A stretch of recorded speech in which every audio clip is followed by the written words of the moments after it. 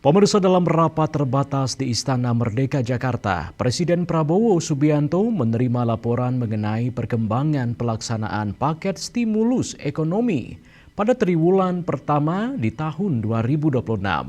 Dalam laporannya, Menko Perekonomian Airlangga Hartarto menyampaikan bahwa realisasi anggaran untuk program MBG hingga kuartal pertama diperkirakan mencapai 60 triliun rupiah.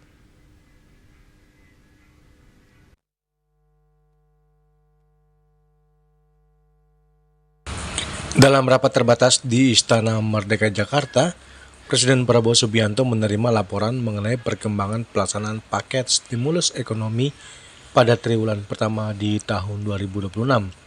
Dalam laporannya, Menko Perekonomian Airlangga Hartarto menyampaikan bahwa realisasi anggaran untuk program MBG hingga kuartal pertama diperkirakan mencapai 60 triliun.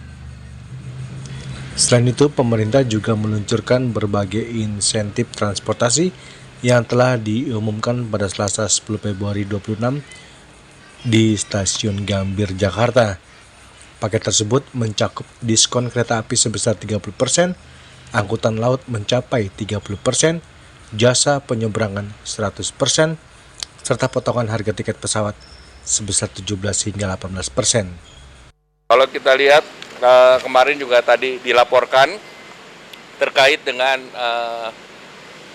paket stimulus di bulan Januari ini atau di triwulan pertama. Tadi dilaporkan juga MBG sampai dengan kuartal pertama diperkirakan akan ada anggaran realisasi sebanyak 60 triliun dan ini tentu juga akan mendorong stimulasi perekonomian. Kemudian dilaporkan ke Bapak Presiden terkait yang diumumkan kemarin di Stasiun Gambir terkait dengan diskon kereta api yang 30%, angkutan laut 30%, penyeberangan yang jasanya 100%, kemudian terkait dengan pesawat yang 17-18%, yang tahun lalu sekitar 11%, kemudian diskon tarif tol, estimasi anggarannya secara keseluruhan adalah 911,16 miliar, di mana APBN-nya 639,86 miliar dan non-APBN 271,5 miliar.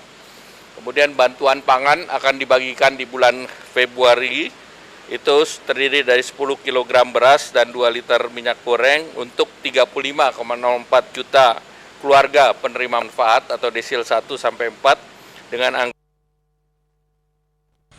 Kemudian terkait dengan pesawat yang 17 hingga 18% yang tahun lalu sekitar 11%. Jadi estimasi anggarannya secara keseluruhan adalah 911,16 miliar rupiah.